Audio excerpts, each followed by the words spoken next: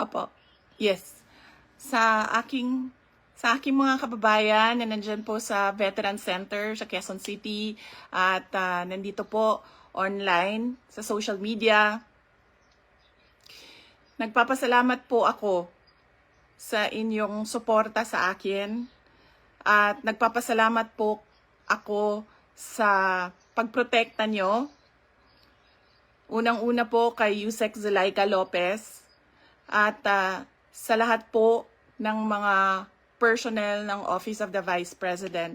Lalong-lalo na po bukas dahil meron na naman pong hearing doon sa House of Representatives na ang Committee on Good Governance. Nagpapasalamat din po ang pamilya ni Yusek Laika Lopez, lalong-lalo na ang kanyang ina na si Nina Tanglao, sa inyong tulong sa kanyang anak, sa inyong pagbabantay sa kanya.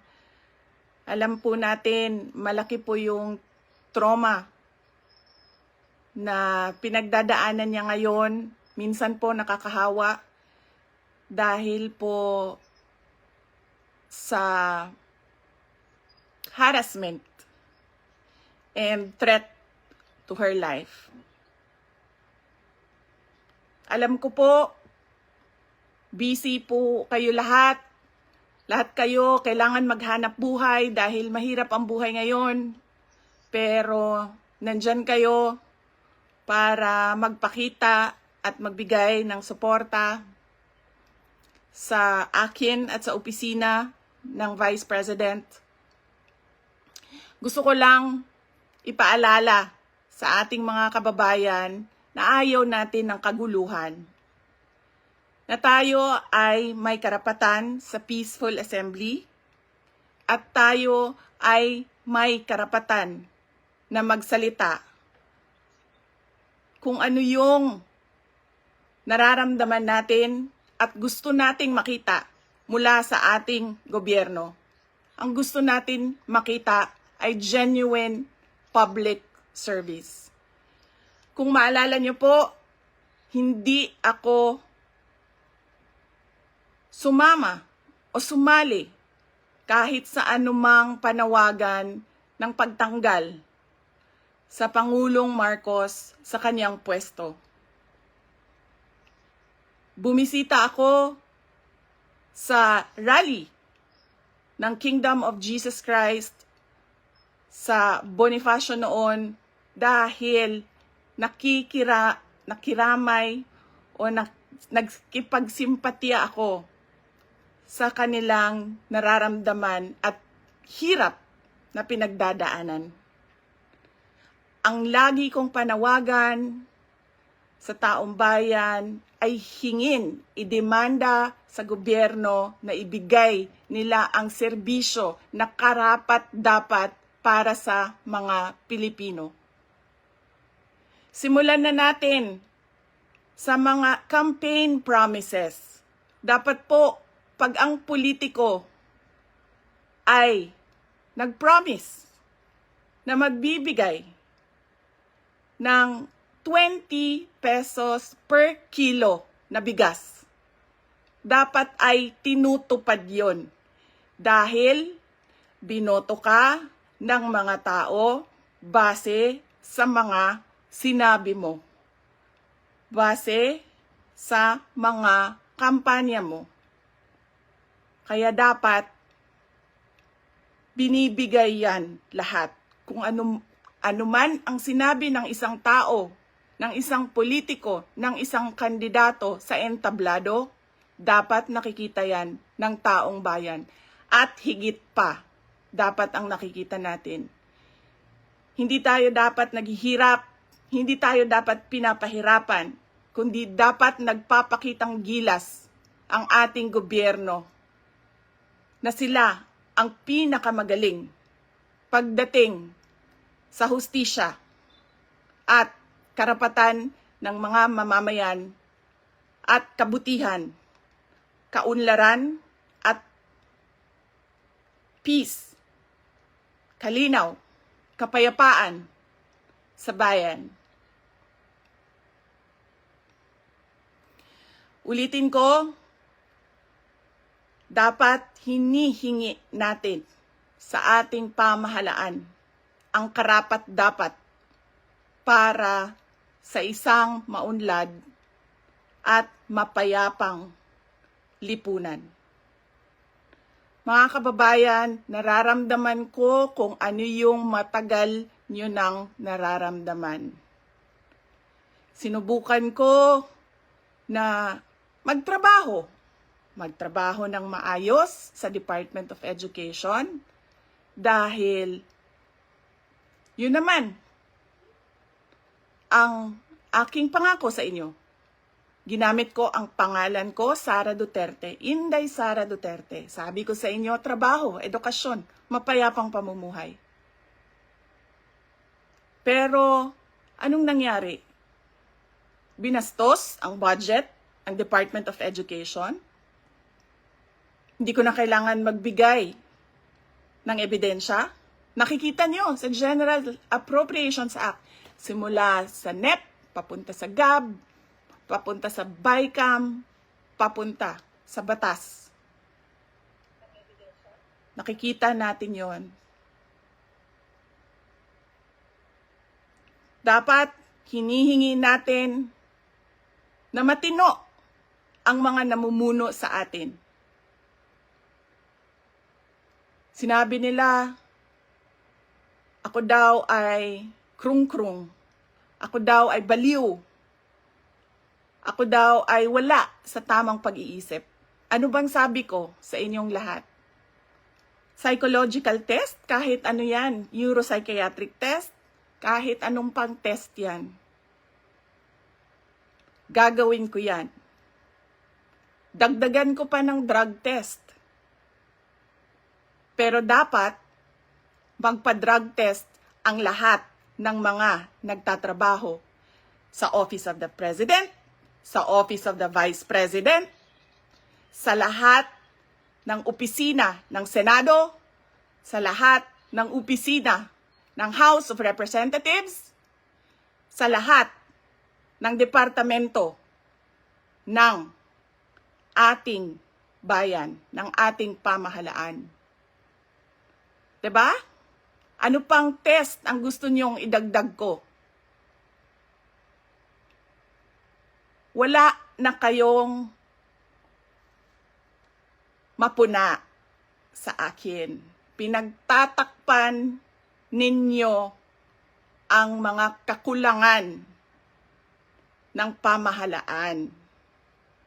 Ako ang ginagawa ninyong punching bag para hindi napapansin, nakikita, naririnig ng mga tao ang kalokohan, ang korupsyon, at ang katiwalian na ginagawa sa gobyerno. Magpa-drug test tayong lahat sa harap ng taong bayan. Dalawa lang yan, mga kababayan. Ibigay namin ang mga pangako namin sa inyo noong nangangampanya kami. At papakita namin sa inyo na matino kami. Magpapadrug test kaming lahat. Simulan namin sa Office of the Vice President.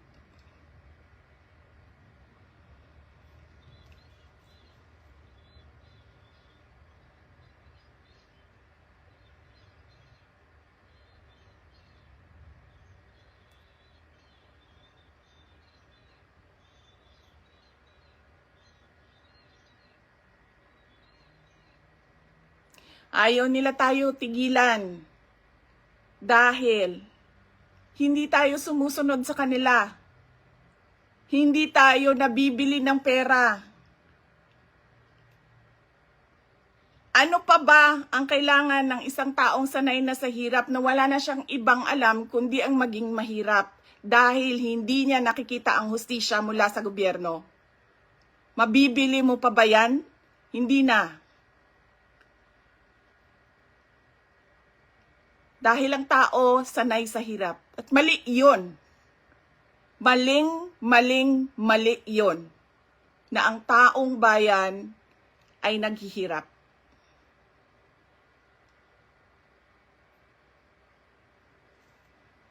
Mga kababayan,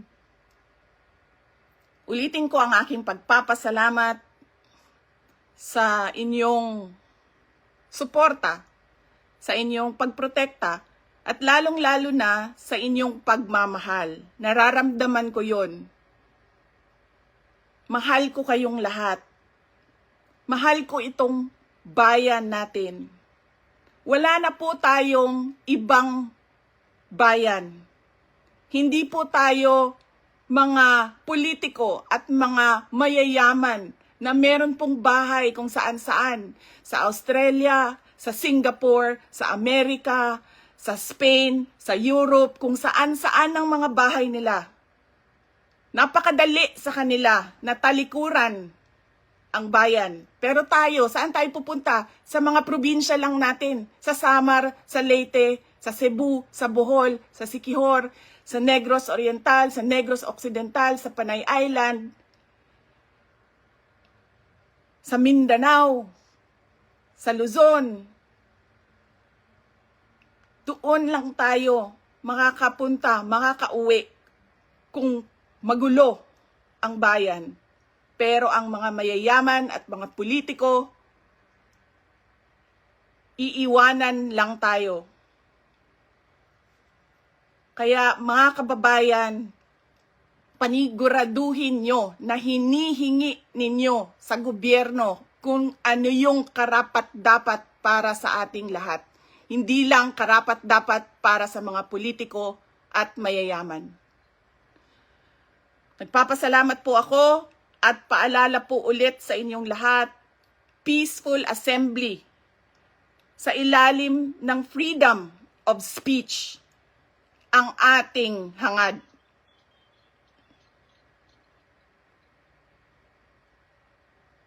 Maraming salamat po. Magandang gabi sa inyong lahat.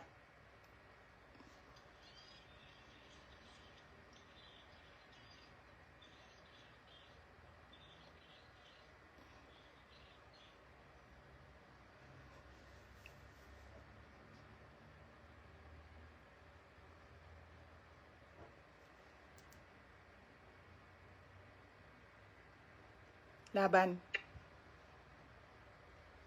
Lumaban kayo. Right. Alam ko kunin ko yung microphone, marinig ka ng mga tao. Tayo, mag-iso. Walang droga.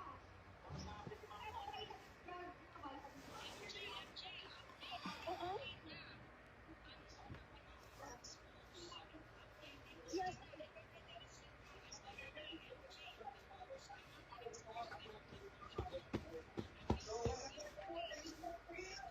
Oh, but naka-stream ba yun? Kasi nasa Viber ngayon si VP. Oo, So wait lang, anong gagamitin natin VP? Itong Viber or yung... Tatlo ang ginamit ko. Yung Zoom tsaka dito. Okay, Tsaka yung kung live. naka-unmute ka, paki-unmute mo and i-on mo yung video. Ana, naka-stream na ba yung cam? Yung sa Zoom?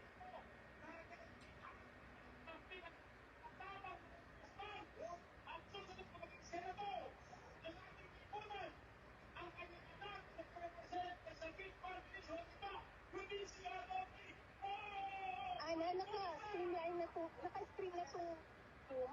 Ready na? Okay, wait na, no?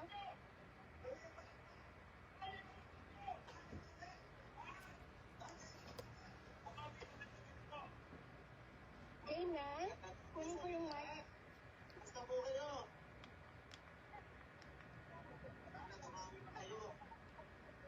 Sa pala yun. Ako po yung anak. Naka-stream na to, no? Game na? Kunin ko na yung mic, ha? Excuse me. Hindi nyo ba nababakas? Excuse me. Excuse me. Hi, Daddy. Okay, hello.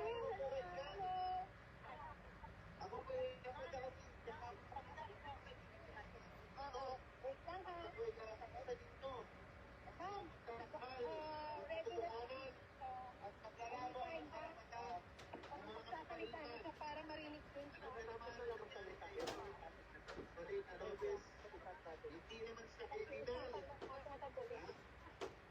Kasi, nakaready Sandali lang. Sandali lang, Vicky ha. Nagsasalita na. Okay. Anak ni Kong Marcoleta. So, after nito, Okay, sige. Walang problema. wait lang ha. Okay lang. Ayan yung mga tao ngayon. Ito yung mga tao. Sa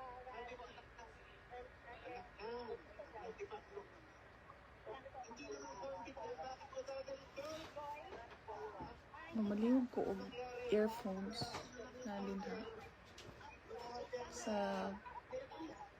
kanal. Yes. Yellow.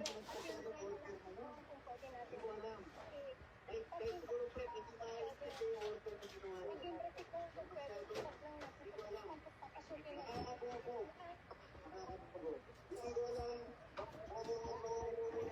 Hi, Niel.